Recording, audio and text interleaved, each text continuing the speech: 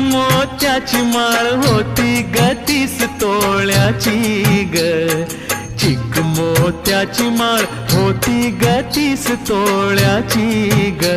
जसा गणपतीचा गोंडा चौरंगी लाल बावटा ग, गणपतीचा गोंडा चौरंगी लाल बावटा ग.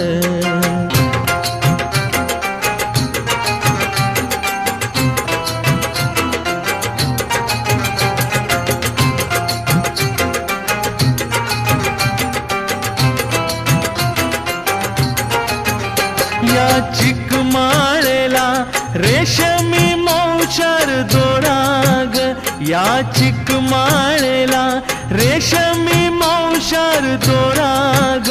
मऊ रेशमाच्या दोऱ्यात नवरंगी माळ ओविली ग,